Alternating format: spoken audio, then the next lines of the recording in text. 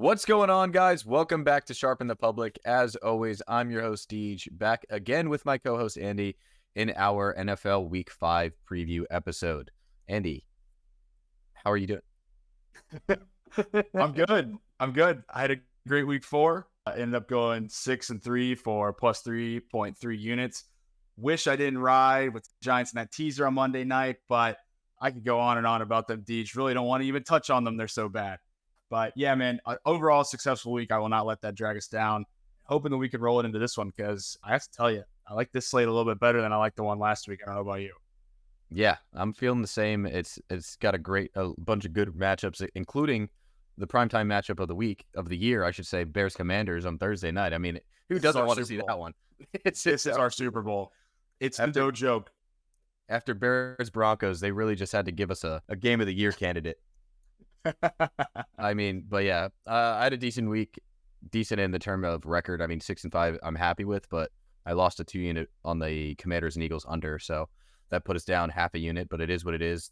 Fuck the Giants as well. We'll talk about them a little bit when we get to their game, but they just look absolutely awful. There's a lot of interesting storylines, I think, for this week, and I'm excited to start talking about the trends. So I don't know if you got a chance to listen to my preview or recap episode of Week 4. Yeah, so you got all the trends. I wouldn't miss. Okay, cool. Perfect. There's awesome trends, I think, starting to show their face, and a bunch of weird things happening too with our previous year's trends. So if you guys are new here, welcome to Sharpen the Public. We talk about public betting trends, and that includes talking about the public money and sharp. So like if you're looking at the Action Network and you see the public, you know, the percentage of tickets, anything over 51 is considered the public. Same thing for the money, and then the difference between the money and the public is the sharp differential. So it might get a little confusing, but I try to talk about what the numbers are as much as we go through these things. But Andy, I think it's a good place to start to recap these trends. What do you think? Yeah, absolutely. I think the headliner here is how the public did. If you want to break it down for us. Yeah, so the public went 10-5-1 this week, and they also went 10-5-1 ATS last week. So through week 4, we're seeing them at 34-27-3. Which is just mind-boggling compared to like what people think that the public should be. You know, the whole fade the public narrative, and that's why we started Sharpen the Public, to talk about this stuff and be like, hey, it's not that simple. But to see them beat 7 games over 500 to start the year is just really impressive, in my opinion. I mean, what do you think? Yeah, I just feel like there's room for regression here for sure. The problem is I don't know. We talked about it last season too when we did this podcast, right? It's very hard to predict when that's going to come. You can't bank on it coming because I think there was a week where we banked on that and we got absolutely murdered. So that's when you start to assume that you know what exactly is about to happen next. That is when you also are going to fail. But it is okay to use this stuff to kind of predict it. Don't think that you know it, but definitely use it to predict. And I think that's what we're going to be able to do with some of these trends, that it is coming. I think that's a pretty easy prediction to make, but knowing when, we'll see. Maybe we'll see some indicators in the market as these numbers start to form throughout the week. Yeah, I'm totally with you. I completely agree that it's going to come. One thing that I found that was pretty interesting while I was researching for this episode, the public has done this well 2 other times in the last 20 years through 4 weeks, which is pretty crazy. You know, they're only 7 games over 500, and I mean, I'd be happy with that record, but it's not like it's not like they're hitting at 60%. This is one of the top 3 times that's ever happened. The other 2 years, which I just think this is a really funny coincidence, are 2020 and 2009. Do you know the similarities between those 2 years? Yeah, everything was down both those years due to the pandemic and the recession. So is this an indicator of what's about to come, DJ? That's what I'm thinking. That's what I'm thinking. The only other 2 years. Sell your stocks. Not financial advice. This is not financial advice, but sell your stocks. This is not funny. This is not financial advice, but the only 2 other times that the public did this well betting in the NFL is when the stock market crashed, both in 2009 and 2020 due to the pandemic. So something's coming. Something's happening. Yeah. I'm all right. I'm fully braced for some weird shit to go down. Bring it on, baby. Weird shit is happening not only in the public betting world, but also just money and sharps as well. So let me run through all the trends just in case everyone didn't listen to the episode. So 34-27-3 ATS when the public is on a team, 34-27-3 as well, which is really surprising when the money is on a team, and then 32-29-3 ATS when the sharp differential is on a team. So it's pretty interesting just across the board to see the sharp differential do the worst. And I mean, we talked about it all last year. We can look at the golden rule trend right now, Andy. 5 and 18. I'm sorry, Geico trend. 8 and 18. Wait, hang on. Geico trend is 8 and 18, and the golden rule is 5 and 18. 8 and 19 for the Geico trend. I messed up there, but and then the golden rule is 3 and 9, which is just terrible. But then there's this really funny thing between 15 and 30% sharp differential that is 5 and 18. So is that going to come back? Hell, what the hell? I don't know. It's got to, right? Yeah, I mean that's my thought. A bit. It's just crazy. The one wild thing and that I absolutely have to talk about is when the sharp differential has been on a team between 10 and 14% this year, they are 14 and 0 ATS. How does that happen? That's one of those, and you and I discussed it before you even recorded the first episode of this week. It's a tough one because I would love to be able to take advantage of that, but you have to be on it. And you also have to get like a slight stroke of luck, because if it's sitting at that 10% of the 14% and it goes one way or the other, then you're technically falling out of the bracket. Yes, that likely does not matter because you're going 1% or here or there. But in terms of this, I mean, it is so fine-tuned that you have to be super calculated. It's very difficult to be actionable. I completely fucked my grammar there. It is very difficult to take action on something that's that tight of a 5% margin gap, but it is something that's pretty fascinating. That's why I love talking about these things, because whether it's like indicative of something or just a coincidence, it's fun to talk about. Nowhere can you see that just this is 14 and 0. This one random thing that's happening is 14 and 0, but it's not so much random. When we saw last year, the Geico trend started out 19 and 2. I think there's some sort of correlation here with the amount of bettors coming in and into the market, changing these percentages, because we're seeing nearly 2 or 3 times the amount of bets on games as compared to last year. So there's this weird phenomenon happening where the percentages are still doing as well as they were, but it's different ranges that they're falling into. And who's to say if that's actually true? I mean, it's nearly impossible, but it's interesting to talk about because there's a lot of trends that come out of these things. So I said that 14 and 0 ATS trend between 10 and 14% sharp differential is just wild. And I'm going to be talking about that for weeks to come if it continues to do well. But then another really good one that I see is when the public is on the under, very slightly, 50 to 54% public percentage, they're 12 and 3 on the under. So that I think is a little bit more correlation about okay, the public's on the under. We know that's always been good, but they're not quite heavy on it. I mean, when they're heavy on it, just in general, the public is 18 and 10 towards the under. So that's cool to see anyway. But 12 and 3 specifically between that range is just interesting. Both of those are so solid for sure. I think too, to your point about bringing in more bettors in the market, it's going to soften those more sharper trends that we saw last year, where that 15 to 30% range was so good and so profitable for us. But because there's more bettors, then maybe that does soften that a bit, where the actual side where the in the know bettors are that we were able to tail a bit last year, we're seeing it more in that 10 to 14% range, because all the other bettors coming in, some of that money percentage that that moves a sharp number is skewed due to all of the volume coming in, if you will. That's maybe a hypothesis of mine. No, that's a really good point. Said. Yeah, it's a really good point. There's a lot of correlation probably between these numbers that we're seeing change based on what we saw last year in relation to the amount of bettors that have increased. But to finish out the trends before we actually get into the games, public on the over 17 and 17, public on the under 18 and 10, as I said, money on the under 25 and 16, sharp differential on the under 29 and 19. Just crazy how good the under is when people back it. But I think I don't think it's quite as good as it was last year. I would have to add those up, but I'll digress. Money percentage on the over 13 and 10, and then sharp differential on the over 10 and 6. So we're seeing really good numbers on the totals from the money and sharps, and then the public's overperforming, I would say, on the over. 17 and 17 is better than they did last year and better than I would expect. Yeah, I would say public regression incoming on the spread and public regression incoming on the overs, just due to history, nothing more. Yeah, we'll see. And in the first game, we do get another London game, this one in Tottenham Stadium, where the Spurs play, but Jags plus 5.5 stay in London playing the Bills, who are coming to London off a phenomenal win against the Dolphins. For this game, I really lean. I don't know. I want to lean Jags, but it's kind of tough with how good the Bills just played. There's the factor that the Jags are staying in London and the Bills have to travel, and they're all coming off such a hot win. I think the Bills are going to end up being, or I'm sorry, the Jags are going to end up being the sharp side. I mean, right now we see that 15% sharp differential towards the Jags with 18% of the bets and 33% of the money. So such a low. You're getting a lot of public bets right now.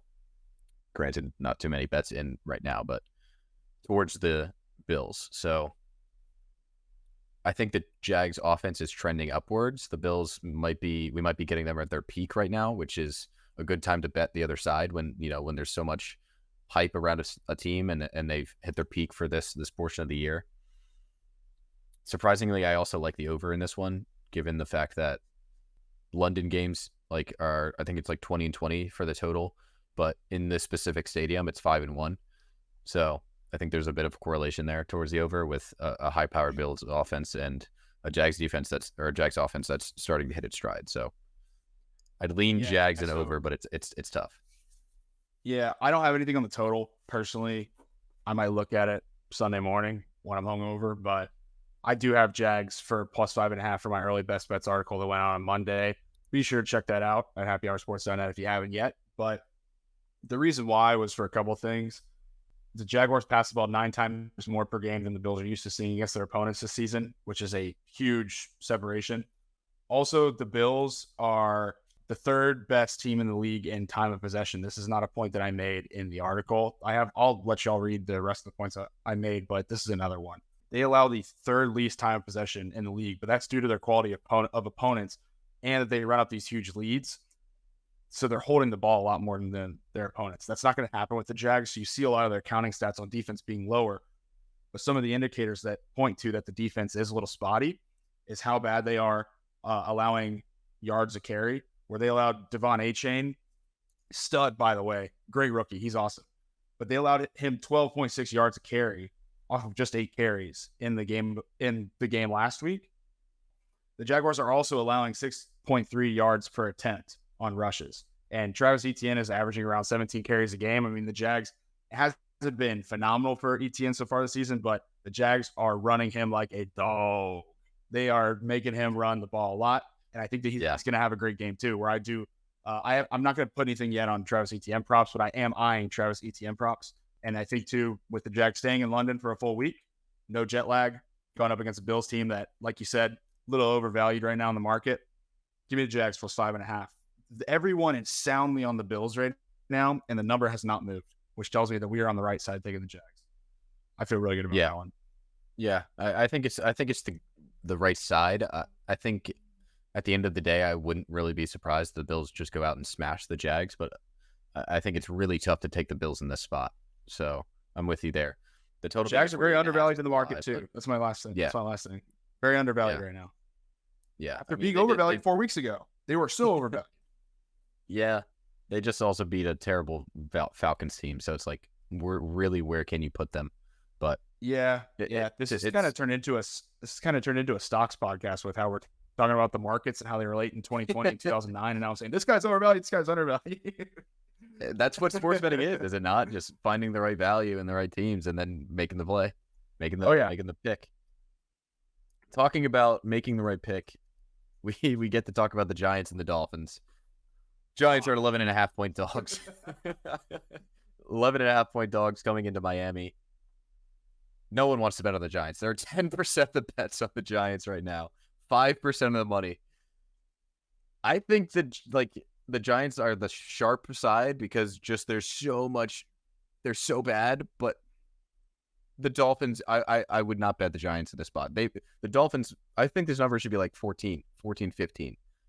I don't know why it's only 10.5. The Dolphins are so much better than the Giants. I can see the wheels turning about how to make fun of Daniel Jones in this fucking offense. I can't do anything with this game. I really can't. I just, I don't know. This is going to be a Sunday one for me too, because these trends will help me figure out what I want to do.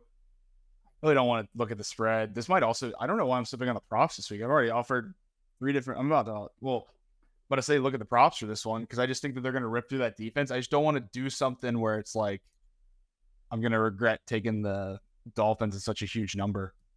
But I've been staying away from some of the big numbers, and like they've been okay. Yeah, Hitting you them don't so have to be far this year. scared, of the numbers. Like, I mean, -14 with the Niners that barely cashed, but still cashed, and 10.5 is cashed before. It's like, it's not crazy. Yeah. Yeah. I'm going to sit this one. I don't have a ton of analysis to offer either because on paper, the Dolphins should put up another 70-point game. Yeah, I mean, seriously. And they're going to be pissed after what just happened in Buffalo, too. Like, they're definitely going to win. It's 10.5 is a crazy number. I'll come back to this one, but I don't really have a lean either way, despite how bad the Giants have been and how good the Dolphins have been. This just feels like one of those weird ones. But again, we thought that about the Seahawks games. Maybe we're trusting the Giants too much. Or we're weak early. Yeah, I think the Giants are 0-4 against the spread now. They were 13. They had 13 wins ATS, I think, last year. So they're like the Vikings, there's just so much regression happening for these two teams. The only thing I'm looking at right now, I mean, I do like Dolphins -10.5 because I think the line should be a bit higher. But I mean, 95% of the money and 90% of the bets is insane. I don't think I've ever seen that, but we'll see what happens come Sunday. The more interesting thing is there's a 27% sharp differential towards the over. And I do like the over. I mean, the Giants don't look like they can score any points, but I do think the Seahawks defense is probably better than the Miami defense. And their defensive line maybe won't sack Daniel Jones as much, or maybe Dable will actually understand that he needs to roll him out of the pocket when there's no offensive line to defend him. I thought that would happen over the course of the 11 days that they had to prepare for the Seahawks, but the coach of the year couldn't figure that out. So there's, I don't claim to be a football savant either. So, I mean, maybe there were some things that I didn't see, but nothing looks good for the Giants. So Dolphins and over are my leans there, but I don't know if I can keep talking about this team. This game I'm super interested in is the Saints and Patriots game. I touched on it in my early best bets, but I do lean Saints here, and I'm glad I was able to tease it a bit in my article because I'm going to give you the pleasure of me giving the play on your podcast. So I'm taking Saints +1. Wow. I might tease them too. The Saints, in my opinion, are a bit undervalued because of what just happened against the Bucs. People are already kind of selling their stock on the Saints, and albeit I don't think they're an amazing side either. I really don't. I don't think they're that amazing of a team. I do think that the addition of having Alvin Kamara back, he was instrumental for them in his return. He had an awesome fantasy day, and I think that he once again has an awesome day against the Pats. I think the Pats are in a huge quarterback conundrum right now. And those New England fans, 2 bad drives from Mac Jones, and he's going to get booed to hell. And they're going to be begging Bailey Zappi to enter the game because they benched Mac Jones midway through the third and put Bailey Zappi in last week. So there's a lot of controversy right now. Hey, I actually called that in our That's great for your bold prediction. I was going to tell you. I was going to say it. Over the summer, I was like, Mac Jones is going to get benched for Bailey Zappi. And I was right. Feels going to be right. I just think that the loss of Matthew Judon on defense too is going to be a big one. He's huge. Their best defensive player, in my opinion. That guy's a monster. 100%. I was going to say that too. Yeah. I do really like the under in this game though, because I do think that the Pats, even though you lose Judon, Pats defense is still pretty good. They got some names on defense, and I think the Saints. It just looks so slow. Figuring it out with Derek Carr. It's way too slow, and Carr. It's fine. Derek Carr is doing Derek Carr things where like all the stats and stuff is like, oh yeah, you find the right stats for him and you can put him among some of the best. But then there's so many other things that, and the eye test just doesn't really pass it for him. You know what you're going to get when you're signing up for Derek Carr. So I will back him though in New England, which is a little scary, but this Patriots team sucks, man. It's the Saints. The Saints are a notch better in my opinion, and you're getting them at a good value here because I think if they ran it close with the Bucs, they would probably be favored. No, I think you hit the nail on the head. The Saints defense is good enough to stop this Pats offense that just doesn't look. You can see it in the Jets game when they face those better defenses that there's just no there's no fluidity. Mac Jones just looks a little bit questionable back there. And then when you're taking the Saints with Derek Carr, that they're not performing on offense. And I love your undertake. The Saints have one of the worst red zone teams in the NFL. They're converting at like 37% per game, which is terrible. So I think that's a major push to the under when you've got a Belichick team that typically knows how to handle offenses no matter who's at quarterback. I mean, they always put it together a good game plan. It's just execution. So I think the Saints are absolutely the value here with Judon gone, though. I love how all the big news media outlets now are just pointing straight to Belichick. And like, sure, you can. That's just the most low-hanging fruit, though. It's like, oh, it was just Brady that steered the ship during that massive dynasty together. It's like, no. You field 11 on offense and 11 on defense. There's so many great names that came out of the Pats, and Bill Belichick was a part of that because he is coach and GM. So he's a part of that. Right. It's just so funny. It's like the easiest low-hanging fruit. People are so quick to blame him. And sure, like he's done a shitty job of building back up, but that's a very tough thing to build back up after you arguably were missing so many tools, and that's why Tom Brady left in the first place. But yeah, the NFL is built on parity. parity. Good of a draft pick. Yeah, The NFL is built on parity. Good of a draft pick. I don't need that. I need them getting another mid quarterback, please. Well, Zappy. Do you think Zappy's mid? No, dude. I mean, I was an avid dynasty owner of Zappy last year, but I don't need to get into that. People don't give a shit about my dynasty team. You say it. You talk about it every episode. It's not important. It was my tagline last week. Yeah. What is important is another AFC North matchup where the Ravens are -4 heading into Pittsburgh. It feels like every week we get a fucking AFC North matchup. And it's always like, is Tomlin going to cover in the AFC North? Probably, despite the terrible offensive play calling by Matt Canada. Did you see the Twitter stuff about him having a burner account? No, I just seen the Antonio Brown stuff that I cannot say on the podcast about Matt Canada. It's very screwed up. Very screwed up. Yeah, there's a lot of shit going on, but for some reason I do like the Steelers +4 as an AFC North home dog. What else is new? I also like the under in an AFC North divisional game. What else is new? The funny thing is there's 96% of the bets and 99% of the money on the under, and then there's a 15% sharp differential towards the Steelers. The good thing I think for the Steelers is I don't think there's much of a difference between Trubisky and Kenny Pickett. So I think the offense is going to still kind of operate the same way. But the transverse side of that is Matt Canada is still calling the plays, and it doesn't make sense what they're doing on offense. They can't get anything done. I mean, let's just look at the offensive numbers. Like the Steelers are bottom in points, in plays, in yards, in picks, rush yards, rush attempts, rush touchdowns, red zone attempts, first down, third down, and turnovers. They're not the worst, but they're in the bottom third in all of those categories. Yeah. That's so bad. I think, and it's not like they don't have the players, right? I mean, Deontay Johnson is hurt, obviously, but George Pickens is a phenomenal receiver. And yeah, I mean, Najee Harris is fine, but Jalen Warren looks really good too. So like, I don't know what's going on. It's not like they have a bad offensive line either. Pickens doing well for your over receiving yards too. I think he's already third of the way there. We're 4 games in. I was counting it up last night. Because I have an underdog lineup. The Steelers would be my lean here as well, with the reason just being not even the stats that you rambled off. It's more so just how pissed Mike Tomlin looked at the press conference afterwards, where it seems like he is going to make some big changes. Like it just feels. Yeah, like that's some analysis. That's analysis. Yeah, hey, this is why you guys tune in. It's for this well thought out statistical analysis from me, not from DJ. The Ravens piece, though, is they still have a lot of injuries. And I know that the Browns weren't able to capitalize on that last week. I think people were a little too high on the Browns. Without Watson. Because of how great their defense was. Or still is, rather. It still is. And when you blow out a division rival like that, but then you go to, I mean, these are arch nemesis rivals right here. These fan bases hate each other.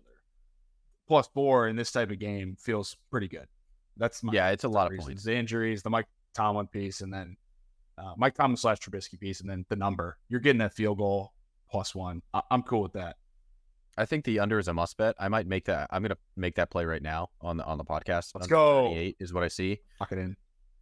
Obviously, the Ravens' offense is good enough, but the Steelers' offense is not good enough to score 18 points against this Ravens defense. But this Steelers defense does have the capability, despite letting 30 up to C.J. Stroud, who looks really good, by the way.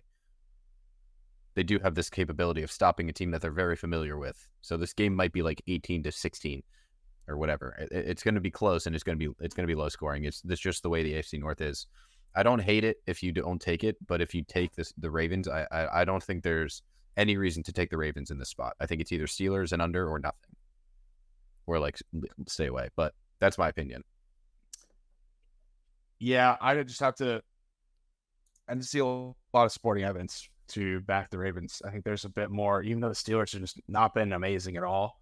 +4 at home feels pretty good to me in the division rivals matchup.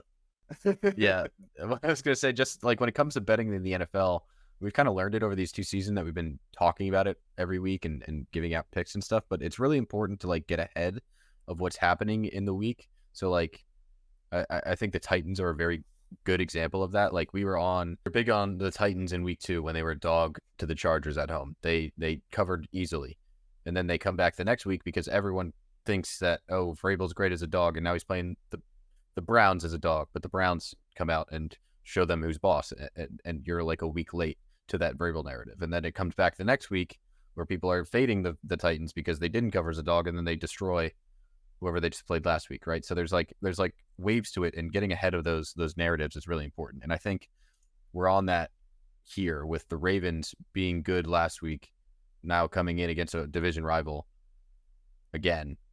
It's just like the flip side of that. Like the Steelers are the play here, but I don't hate it if you stay away. But that's my soapbox for the day. I don't even know if that makes sense. I'm kind of following. I'm kind of not. We'll see on the listen back if that one made sense. Yeah, I'll cut it out. Hey, that. If you believe in it, then I believe in it, dude. Fuck it. The game that I'm not super fond of one way or the other, but I probably will inevitably have a point on it, is going to be the Panthers and Lions. Panthers are +9.5 or +10, depending on where you look. And they have 15% of the bets, but they do have 36% of the money heading into Detroit. Total 44.5, with a lot of people starting to take the over there, but no sharp edge right now. I don't know what to make of this game, DJ, but to be honest with you, I'm happy that I do have one thing. And as I jumped in on Monday when it was 8.5, and I got the Lions in a teaser, so they're down to 2.5. And now this team is -10 in some spots, and I've got them at 7.5 points less than that. I'll settle with Andy, Mr. Closing line value himself. Finally, dude, because I couldn't get anybody any CLV the first 3 weeks, but the last 2 weeks now I have, which is a great feeling.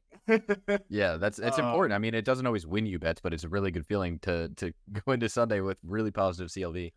Yeah, if you always go into a week having positive CLV, most of the time, like at the end of the day, you will end a season positive. It's so hard to do though. And like, you should not just focus on that, but it is a contributing factor that I love to take advantage of. I'd love to be able to take advantage of lines and get the better line by getting in and investing early. And that's what we did here, and in the form of a teaser too, which is maybe not the most responsible way to do it, but it has worked very well for us when you are pretty calculated with it. I don't know if the Lions can cover the number. That's why I'm so skeptical about this game. The Panthers have looked god awful, but it's not like the Lions defense has been the most secure thing to rely on. And then maybe and the more reps and stuff that you give Bryce Young, maybe he will start to come out of his shell a bit more. I really was not impressed. I thought he was going to do that against the Vikings, and the Vikings defense is abysmal. It didn't really happen how we thought. Yeah, this is an interesting one with a line so large. Like, I don't know the exact numbers, but I know this is like historic line for the Lions. Like, they haven't had a line this large in several years, so it's kind of crazy to think about the Lions as 10-point favorites. But the Panthers are away. I mean, if this was Andy Dalton, I think it's a completely different game. But with Bryce Young at quarterback, I don't see how they can score points. It doesn't look like he's really fitting into this Frank Reich offense. I mean, let's look at the numbers. Like, the Panthers are near the Bengals, which is crazy that they have the fewest points the Bengals do. But they're the second to worst for a lot of these scoring categories. Red zone attempts, red zone touchdowns, first downs, third down percentage, passing yards. I mean, they're averaging 133 passing yards a game, Andy. That's disgusting. And now they're going up against a high-powered offense in the Lions. I understand why there's a sharp edge towards the Panthers, but I'm kind of with you. Like, this is like the Dolphins versus Giants type of game where it's like there's a lot of trends and things pointing towards these dogs as just large dogs, just take the number. But at the end of the day, these might be historically bad offenses like that we're looking at. Like, it is 4 games through the season, so maybe there is some sort of regression that you have to keep in mind. And I love that you got the Lions in the teaser. I think that's absolutely amazing. Like 2.5, no chance. The Lions are my elimination pick of the week. So yeah, it's like, I don't know if I like anything in this game. I might stay away, but if I were to say I lean anything right now, it has to be the Lions. Can I offer one more contributing factor that could maybe help you with taking the Lions? Yeah. Is that they are coming off that Thursday night game, so they have a ton more rest than the Panthers do, and they're at home. So I think they've had plenty of time to rest up at home and prep for this game to just completely annihilate them, or they spent that time looking ahead to next week. Who knows? Who knows how they spent that time? Yeah, they very much. I doubt that they did that. Well. Just knowing, like, when we've seen the behind the scenes, obviously with Dan Campbell and Hard Knocks and all that, I doubt that they looked on to the next week, no matter how bad the Panthers have been. Yeah, the Lions right now are a team to me that it's like they're on the cusp of being top 4, top 5 NFC teams right now. So if they go ahead and cover the spread, then I think I probably lock them in as number 4 right now in my NFC rankings, which would be Eagles, Niners, Cowboys, and then Lions. Like, I don't see anyone else touching those 4 teams. For sure. That's a good question though. Like, what do you think what do you think the top 5 teams in the NFC and AFC are right now? My top teams in the NFC, I definitely put the Niners at number 1. I put Eagles at number 2. And I do feel pretty good about putting them number 2, even though I do still have some questions about them after that Commanders game and the Vikings game in week 2. I would have loved to put the Cowboys in there. And I think I probably still will. Maybe not 3rd, but I'll put them in the top 5. I don't know. It's a clear 1 and 2 for me with the Niners and Eagles. And then from 3 to 5, I would put Cowboys, Lions, obviously. And then this is the tough one. Yeah, I agree. Because I really don't want to put the Buccaneers in there. Buccaneers. Yeah. I think that, yeah, I'll round it out with the Buccaneers. So I'll go Cowboys 4, Buccaneers 5. That's huge. Offseason Andy would not like this Power 5 that you built for the NFC. No, not at all, dude, because I thought the Buccaneers were going to be a team that tanks, but I don't think any of us gave Tampa Bay enough credit for how many guys they actually kept on board, and that there's so many. DJ did. Yeah, DJ did. I'm still trying to trade DJ Baker Mayfield in our fantasy league. We'll see if I can pull. Stop talking about our fantasy leagues. Yeah, that's my top 5. AFC is a bit messier. I don't know if I want to go through that. Who would be your top 5 in the AFC? AFC, Bills number 1, absolutely. I mean, they look unstoppable. I think the Dolphins are still top 5. And then it's like, I mean, Chiefs. It's probably Bills, Chiefs, Dolphins, and then it gets a little more tricky because you're not looking at the Bengals anymore. Spots are tough in both. Like, you're not looking at the Bengals anymore. Top 3 are rounded. You're not looking at the Jets anymore, obviously, with those issues. Like, it's probably the Ravens at 4, and then I feel like you have to go like Jags at 5 with their capability and what they did last year, and them starting to hit a stride. But I really want to say Texans. I really want to say Texans. No. Okay, how about this then? That brings us perfectly to our next game. If you think the Texans are a top 5 team in the AFC, Mr. Clickbait, then are you going to be backing them at +1.5 heading into Atlanta? Because I am, and I have them as the second leg of my teaser in the article. I already took them when they were 2.5. So we've got Texans at +8.5. So another place where we got some positive CLV so far, which is pretty cool. However, it seems like people are agreeing with us, which is why the line is going down. The public and money are on the Texans at +1.5, which is what has brought it from that. I think it opened at 3 or 3.5, and it's brought it down to 1.5 now. So very interesting. Low total here too, which is also why I loved it in a teaser. 41.5 or 41, depending on where you get it. Are you going to back your top 5 team in the AFC, DJ? Maybe it was just a joke to say the Texans were top 5. I love CJ Stroud and I love this offense, but I don't think they have a starting offensive lineman from the beginning of the season. They have like 4 or 5 backups on that offensive line, yet CJ Stroud is still playing out of his mind. And against one of the best defensive lines in football, he put up 30. And I still think he has like either 0 or 1 turnover. So like he's playing out of his mind and looks like a absolute steal at 2 for the Texans, which is great. The issue is I think the Falcons have a sneaky good defense. Everyone knows how much I hate their offense, and they need to trade for a new quarterback because Desmond Ridder sucks. But I don't know. I think we're getting a really low value.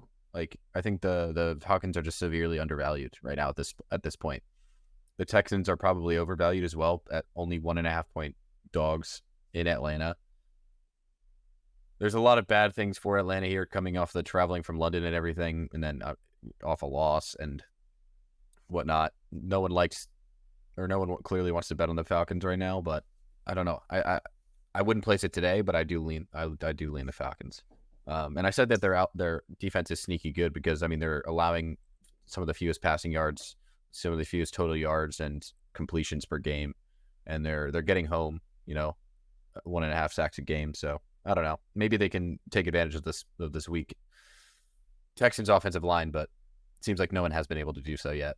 So I don't know. Yeah, I just think the Texans are going to abuse that right-hand side of Jeff Okudah and Richie Grant, in my opinion, for the Falcons. I don't think that right-hand side of their defense is that good, or I guess the offense's right-hand side. I'm just happy I got the Texans with some added security. Plus 8.5, that feels so good with a total that low.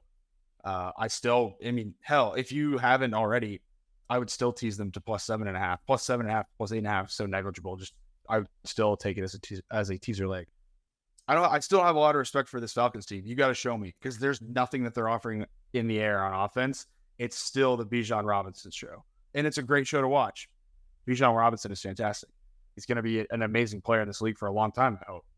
I just don't know what else they're going to offer, and at a certain point, when you know that the team's just going to keep running the ball, it's so predictable that teams are going to find a way to stop him because they will have film on Bijan. There's only so many tricky things that he can do when he's running the ball to help give his offense an edge. And I don't think this Falcons offense has enough to offer, unfortunately, for them. But I was wrong about the defense. The defense has been more impressive than I thought it would be. Jeff Okudah hasn't been as great, but there's been some other guys on the defense that have really stepped up, and I'll hold my hand and say I was wrong about that. The only thing that I do see for the Falcons, and I'll leave it at this, is I think they match up well against this Texans defense. I think because they are so run heavy, the Texans do not really have that good of a rush defense, nor do they have a great red zone defense. And while the Falcons aren't the most efficient team in the red zone, when they do get there a lot and put the ball in the end zone when they do get down there, or not a lot, but when they get down there, they convert. So I think they match up well, and that's about all I have. Like I said, I'm not placing this right now. I still don't love the Falcons. I'm going to have to take the rest of the week to try and convince myself that I do like the Falcons, but like not even seeing a large sharp differential and just the public coming out of the Texans. It's just a meh game for me right now. But a non-meh game for you probably in the next one. AFC South, Titans minus 1.5 at Colts. This is a big game for you, Andy. Yeah, it is. I hate the Titans, dude. I really do. I also think this is going to be a great under game. I don't know about you, but I love a division under. Oh, yeah. A divisional game under is a lot of fun. I also think this is going to be such a run-heavy game on both sides. Obviously, the Titans are not throwing the ball as much as we thought, bringing in DeAndre Hopkins, or at least not having as much success as we thought doing it. And the Colts have backed the run religiously, where Anthony Richardson I think he's the first rookie quarterback ever to score a rushing touchdown in his first 3 games, which is insane. Yeah, he's playing crazy. One question I do have about he looks awesome. Your offense is JT going to play, or I know he's practicing, but he doesn't want to play. Like, what's going on with that? No, they would have to make a call on that. I feel like they would have already made a call on that by now, because he was not practicing with the team. And I don't think that they're going to want him to be active off just 1 week of practice, especially when everything that JT and his cam have said is that he is done with the Colts. We'll see. Crazier things have happened where guys have said they really want out and then they end up playing. I don't think that'll be this week, though. If I had to guess, it would be the next game for us. But okay, who am I to say? I'm not sure. One thing that's surprising here for me is 70% of the bets are on the over. I mean, the Titans don't really look like a team that are going to like hit overs that much. So the Colts honestly do. I think there's a lot of unpredictability with the Richardson effect and his rushing. I think you guys are moving the ball really well, and this is relatively a low total. So I don't know, 70% of the bets on the over, 47% of the money on the under, giving it a 17% sharp differential. So I see a little bit of value in the under there as well. I'd probably have to lean the Colts as home dogs, depending on whatever spot you find, or in just low favorites in this divisional matchup. I don't know. I like what I've seen out of Anthony Richardson and your guys' offense. Yeah, I am loving the Colts as a teaser leg. At some spots, you can find them at plus 2.5, which is very, very nice. What are those books? Bovada has that, and PointsBet right now. PointsBet has 2.5. Yeah, it's trending that way where maybe we could see some other books starting to get that 2.5 as well. I love the under here, but I lean it right now. I want to see some more bets come on this game so we can see where the numbers shake out. Because if the public stays on the over, Deej, then this is going to be one of those games that I expect regression in for the public on the over, which you talked about at the beginning of the pod. This is a good point, yeah. Case study A, right here. This is where some of that regression is going to come in. We don't need to talk about our reasons why we believe the under. We've already belabored it. I will lock in the Colts as my first leg of the Sharpen the Public teaser, which I'm going to bring back. Is 0-2 to start, so we have to get a win column. We have to get in the win column, folks. And we're going to do it with my Colts as the first leg. Stay tuned for a couple games from now what that second leg's going to be. But we'll go Colts to plus 8.5 as the first leg of the Sharpen teaser. Sharpen the teaser. Sharpen the Public teaser. Sharpen the teaser. I need to build my own Sharpen the Public teaser. Last week I did it in it cash 1-0, and I also 2-0 on podcast or teasers that I've given out. So I'm going to do the same, and I'm going to start with, sadly, Cardinals plus 9 as my first leg. Bengals -3 coming into Arizona. Wow. No, never did I think I would be taking the Cardinals in this game before the season started. If you had to get like an offseason line for this game, Bengals-Cardinals, I'm sure it was like 11, 10 points, maybe probably closer to 7, but anything greater than 7 for the Bengals. And now we're getting the Cardinals at +3, and I see value in the Cardinals. That's where the Bengals season is trending. They are averaging the lowest amount of points in the NFL. Their offense looks, despite having one of the best wide receiver cores, they just lost T. Higgins. Joe Burrow is obviously hurt with the calf injury. There's a lot of things that he cannot do in this offense, and it's affecting them so much. And then they're also massively feeling the losses of, Jesse Bates, Von Bell, these big defensive names. They're getting hurt on defense, and then these people can't step up. And I'm glad we kind of predicted that over the offseason. We knew this was going to happen, but I didn't think it'd be like this. I didn't think the Bengals would be 1-3 and we'd be talking about the Cardinals beating them at home or in Arizona. So I do see a lot of value on the Cardinals here. 28% of sharp differential. You guys know I love that. The public wants to bet the Bengals here, but there's a lot of it's 52% on the Cardinals, so people can't get there per se. Yeah, all the money is there on the cards, but the bets are split down the middle. Yeah, there's not one good reason to back the Bengals, and there's so many things trending positively for the Cardinals. Like Josh Dobbs looks like a really good replacement, and they're moving the ball and scoring efficiently. And I mean, if you look at their offensive ratings, Josh Dobbs hasn't thrown a pick, so there's a lot of things to be excited about for this Cardinals team. CJ Stroud Sr. Dobbs without the pick. This was 4.5, I think, when I wrote my article on Monday. So this spread's going to keep moving down potentially if the money continues to back the Cardinals, which is interesting. When this bet was available over the summer, which who the hell just says, yeah, let me look at week 5. Back Cardinals Bengals. Cardinals Bengals. Whoever, somebody had to have done it. I mean, that they offer these lines because people will bet on them in June, in July. But I mean, the Bengals were -7.5 back then. Now they're down to 3 when they were 4.5 on Monday. It's just never, like you said, Never expected to be in this position, but I don't mind it as a teaser leg. I think that's fine. I really do like the Cardinals offense. I think Michael Wilson has been a nice little wide receiver find for them that they were able to get in the draft over the summer. And I think that this team is going to continue to surprise while sneakily tanking. So maybe they lose the game, but they lose it and still cover. Similar to how they did in their first 2 games of the season. Both of these teams might be tanking in this one. I think that I've seen some crazy conspiracy theories for the Bengals here that they're just going to keep losing and try and get Marvin Harrison Jr. They're just going to keep losing. They're going to let Burrow get healthy, and then they're going to have another great receiver. So maybe that's what's happening. We're going to have the battle of the tanking. No one's going to want to score. I do like the under here as well because the Bengals offense looks terrible, and then the Cardinals are the Cardinals. Still. Well, if that conspiracy theory were true, it still would not help the Bengals, who have gone the Andrew Luck era Colts route of having a phenomenal quarterback but not giving him an offensive line every single year that he's been there. Yeah, they just. I doubt that there's anything to back that conspiracy theory because this team has got to protect Joe Burrow. I don't think Joe Burrow is going to retire early like Luck did, but he may be forced to if they keep letting him get beat by this O-line. And then, to be fair, the injury was not the O-line. That was like a freak pull of his calf that happened in practice, like from him running.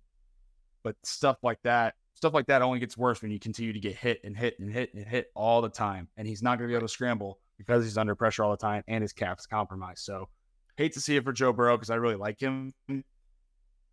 I love your teaser for Cardinals here. I'm not going to take a side right now because I think the Bengals are going to get down to -2.5 or -2 by the time that we look at this again on Sunday. And that's probably when I would make a play on this game. We have until Sunday afternoon anyways because it's a 4 o'clock game Eastern time. Another 4 o'clock game. Yeah, another 4 o'clock game. Let me see. My team, the Eagles, going to Los Angeles playing the Rams at -4. Moving a third team in LA? No, we don't need another one. Eagles -4, 53% of the bets, 67% of the money in Los Angeles.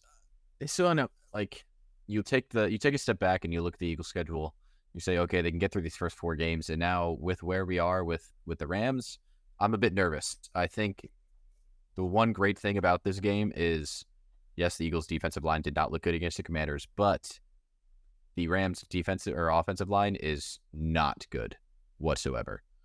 And there's a lot of opportunity for the Eagles' defensive line to get back into what we saw in those first 3 games and pressure the quarterback a fuck ton. I think they gave even Sam Howell, who looks pretty good, 30 pressures.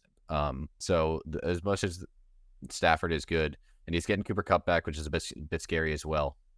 The total being at 50.5 is crazy, but you're also seeing 80% of the bets and 87% of the money on the over. Yeah, that's wild. That's really wild to me. What a surprise. I think the Eagles can easily handle whatever the Rams give them, and I don't know. If you were to ask me to pick a team that the Eagles were going to lose to in the first 5 weeks, it would probably be this Rams team. So 4.5 as a dog at home. I don't love the Eagles in this spot, but 50.5 I think is a lot, especially for what this Eagles defense could be if they do the things properly. Like right now, their secondary looks pretty bad, so maybe they can shore things up.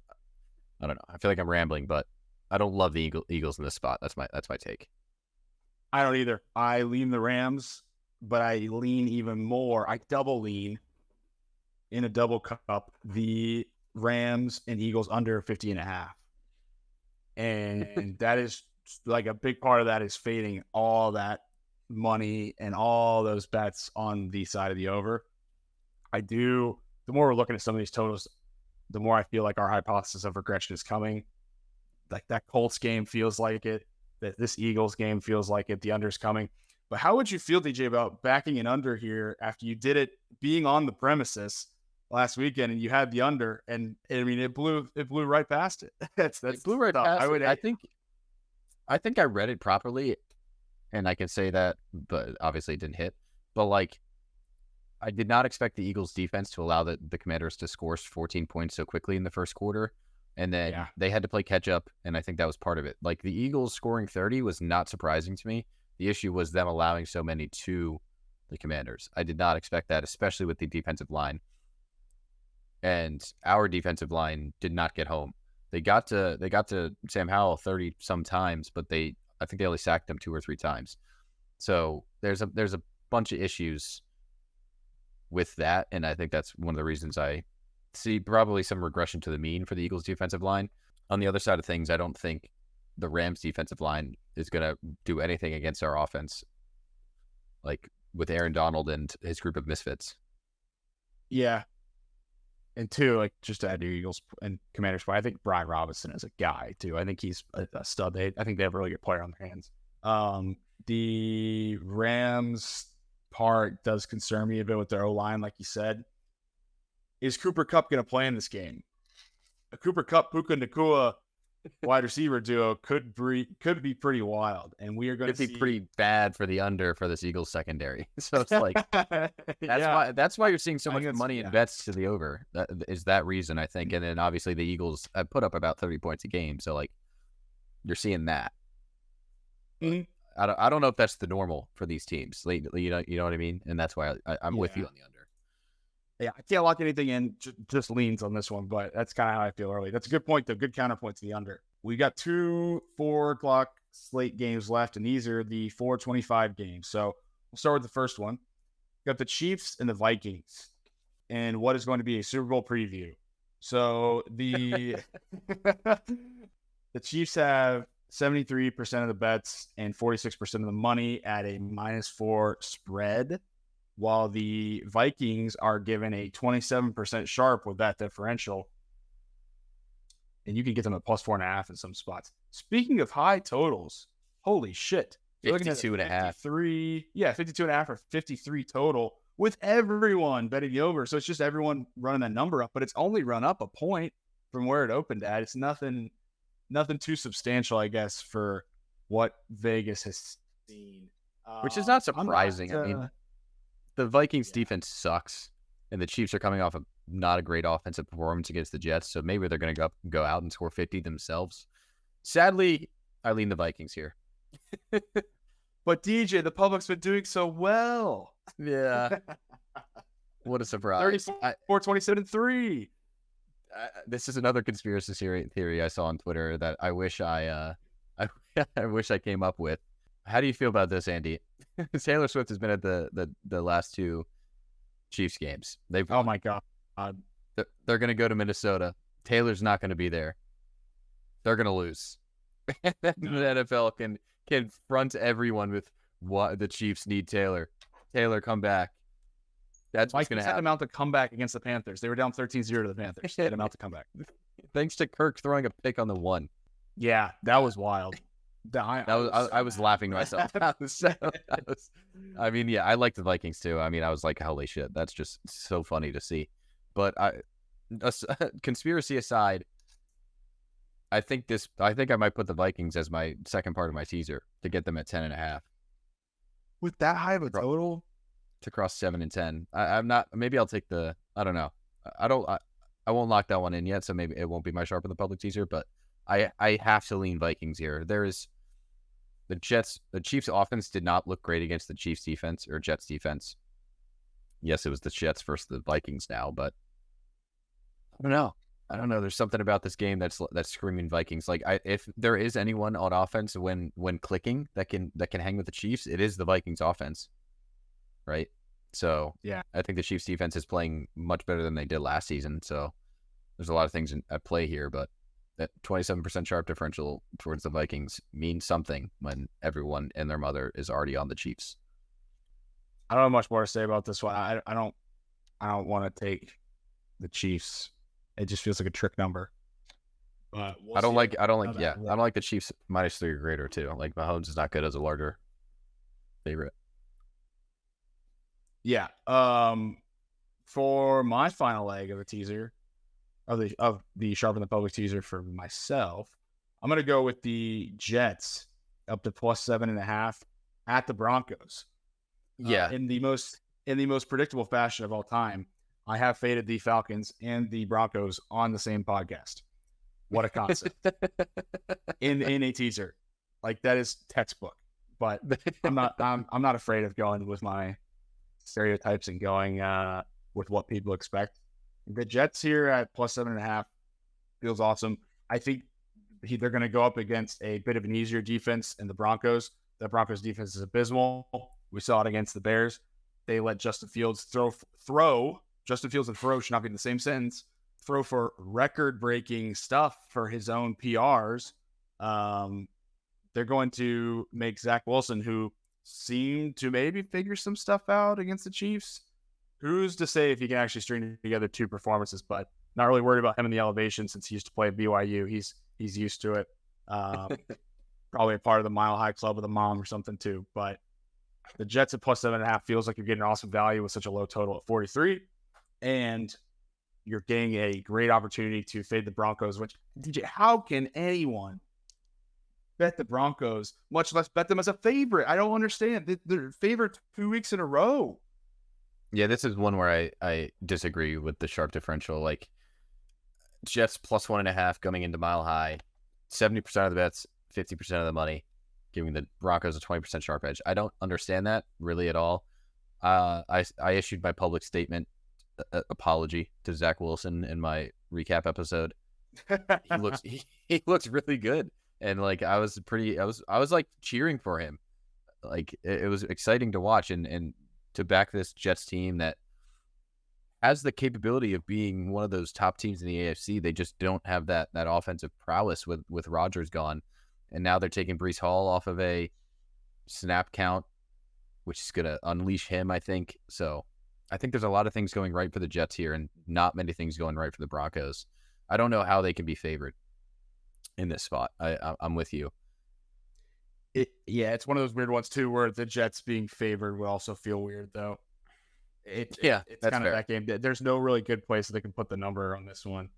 Thank God this is a 4:00 game too, so we're going to be forced to watch it as well on Red Zone. So they were on a roll with the shit 4:00 games last week, where all three were just all blowouts until the Raiders made that one close just to blow it away.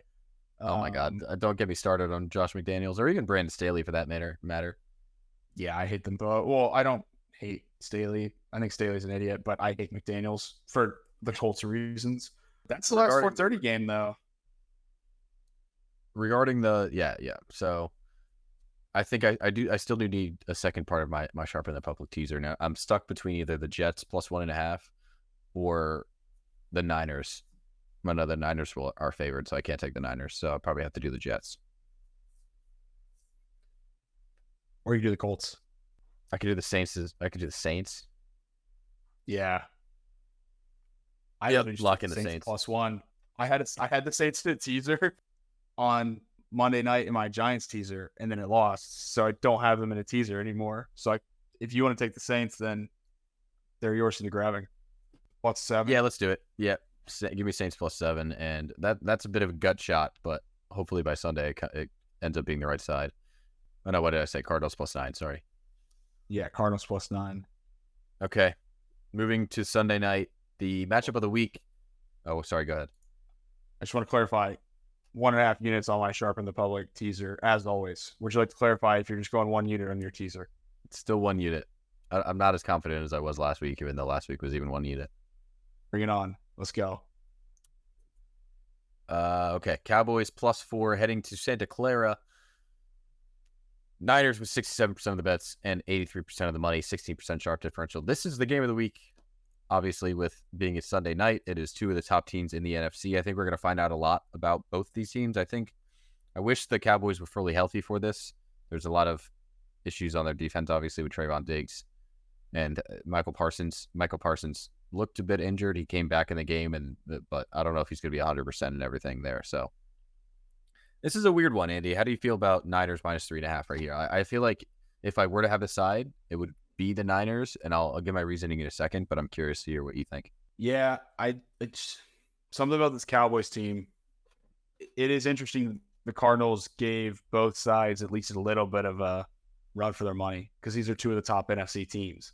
Well, you know what I should have done? I should have put the Cardinals in my top 5 for the NFC. Matches the Texans for my top 5 for my AFC. Yeah. But I would lean Niners here. I just think that they're that good. And the Cowboys, Micah Parsons is not playing, correct? He's hurt or is he back? He came back into the game. I do lean Niners here just based on how dynamic the offense is. This would probably be limited in practice, by the way. Okay. He's limited in practice. Yeah. So yeah. If Micah Parsons doesn't play, I think that's a huge difference maker. That's a number mover in my opinion too. Like that spread probably moves half a point to a point if he's out. But yeah, I would say I lean Niners, but I don't have a ton of thorough analysis on this one because I think we might finally get a really good Sunday night game, which is exciting. I hope. It kind of feels like every time we expect a really good Sunday night game for the Cowboys, they either blow someone out or they get blown out. So I'm a bit nervous. Sorry, that was what I meant. We had a good Sunday night game last week, but yeah, that was what I meant. Like a good Sunday night game with the Cowboys. Yeah. It always feels like it's either they get blown out or they blow someone out. But the Niners look so good with Brock Purdy. It doesn't look like they're really airing him out. They're just keeping him in his little zone where they're throwing 5, 10, 15-yard plays, getting the ball to McCaffrey, getting the ball to Debo in these short scenarios. And then when everything else opens up, they're throwing the ball downfield to Ayuk for 25, 30 yards. And then they're just playing with these really good offensive players that are so good after the catch that like Brock Purdy doesn't have to do a lot. I don't think he's the best quarterback in the league, but he's like, what is he, 9-0 regular season or 12-0 or something? He's undefeated. He's technically never lost a game if you don't count him losing his the game he went injured. So he's technically never lost. Exactly, which is insane. I think it's partly because of how good this Niners team is and their defense and everything, even their offensive line. But can it withstand this Cowboys front, especially if Micah Parsons is playing? So it's a tough conundrum. I don't think there's nothing. I've said it for years. Like Dak doesn't impress me by any means. Like he just seems like a mid-tier quarterback in my opinion. I don't think he's really that great. I don't even think the Cowboys offensive like weapons are that amazing. CD's great, and then Tony Pollard is having a good year. I think their supporting cast, like their offensive line and their defensive line, are really, really good. Obviously they lost Trayvon Diggs. I don't know. This is a tough game. I love the under. I might just rip the under right now. Under 45. Yeah, give me the under too. 59% of the bets on the over, 82% of the money. I've done this every week now. I hit week 2 or hit week 3, missed week 4. Hopefully we can hit week 5, taking a large public over and a big money bet under. I love this spot. Sunday night, 2 really good defenses. This could easily go over the total, especially if like Micah Parsons doesn't play and we see another 4 touchdowns from McCaffrey. But I don't really expect that, especially on Sunday night. I have nothing else really to add to that game other than that it's going to be an awesome game. I can't wait to watch. I probably will have action on it, but just going to wait until Sunday to do that. Not going to lock it in on a Wednesday night. Our final game of the Week 5 slate is the Packers at the Raiders. Packers are -1, and the total is set at 45. It isn't even worth mentioning. I mean, we have to. It's the Sharpen the Public podcast. But these numbers right now are not even worth mentioning. The bets are split dead down the middle, and 55% of the money is on Raiders spread. So they have a 4% sharp on the spread. Not even worth mentioning. There's only 9,000 bets in this game. Total set at 44.5 or 45, depending where you got it. However, even though there's only 9,000 bets, there is a 39% sharp edge, which has moved the total up a point. DJ, I am going to lock in the Packers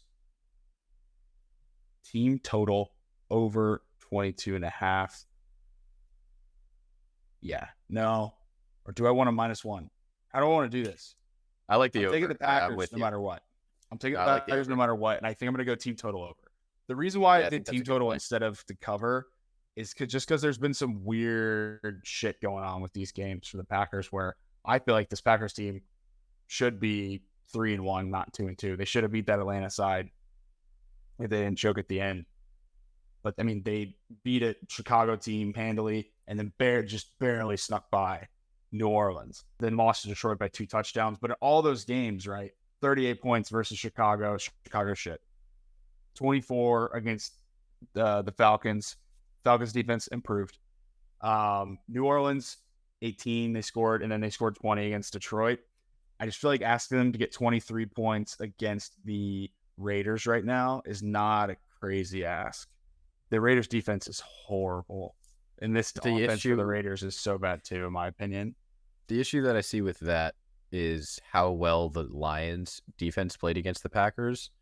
Because the Lions defense have a great defensive line with Hutchinson, they really got home. The Packers offensive line looked terrible in that game. And the only thing good about the Raiders defense is that defensive line with Max Crosby. So that scares me. I think there's a possibility that they get overwhelmed again like they did in the Lions game. And I think that's why you see that small sharp edge to the Raiders. But again, it's really early. No one's betting on this Monday game. The issue I have with the Raiders is I've backed them the last 2 weeks, and I've lost because of Josh McDaniels' idiocy. How do you get the ball on the 1 yard line with like less than 2 minutes? You have Josh Jacobs and 2 timeouts, and you throw the ball with your rookie quarterback out of Purdue, Aiden O'Connell, and he throws a pick. It's like Russell Wilson throwing on the 1 yard line with Marshawn Lynch in the backfield in the Super Bowl. That's how dumb that play was. I don't know why. These last 2 games have made me despise Josh McDaniels. I don't know what the fuck he is doing. Oh my God, man. You have Josh Jacobs. Why are you not running the ball 4 times up the middle for 2 yards to win the game? Or at least get the chance to win the game. It's not like the Chargers defense are fucking gods, man. Oh my God. So aside from that, I would lean Raiders, but I don't know if I can bring myself to do it again. It's like when I took the Texans first 2 weeks, they didn't cover, and then they went out and absolutely murdered the team in week 3. So like, I don't know. Maybe I'm just too early. I was too early again on the Raiders. Yeah, I'm going Packers. Team total over here. I know. Like the defensive line thing, I totally get for sure. However, I feel good about this. They're gonna put points up, and this offense has shown they're able to put points up against anybody right now. Like you're gonna get at least 17 points out of this. I think that they push over the edge though, because I really don't think that the Raiders have much else to offer on defense right now.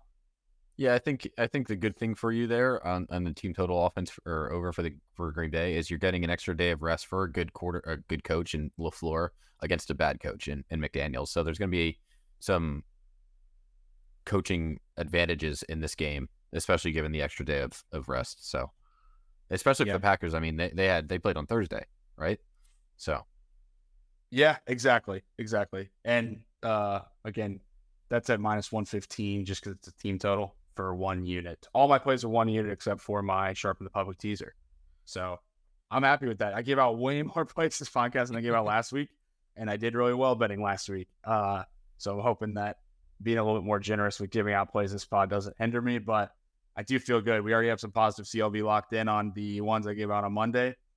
I have a feeling maybe we see that with this team total here with the Packers, or maybe with some other ones that we've given out. But I'm excited, man. This slate's a lot of fun. And like we said, we probably didn't give out that many plays last week because we didn't like the slate as much. I do like this slate a lot. I think there's a lot of opportunities for us to, after 1 quarter of NFL season, to take advantage on a lot of overvalued and undervalued sides. Yeah, and to reiterate like the trends, I'm definitely going to be looking for that 10 to 14% sharp differential on Sunday, and a lot of those closer lines like the public iffy on the under. We're going to look for the stuff like that come Sunday, so look out for that in my article. As always, I mean, this has been so fun talking about every game in the NFL and then also every trend that we could possibly find. We don't claim to be, handicappers or anyone that's giving out picks that you need to take, but these are things that we love to talk about, and it's really interesting. So thank you guys for listening. I hope you guys enjoy it too. But as always, we will see you next week and see you in the articles. But thank you for listening. Cheers, everybody. The boys bet better with beer.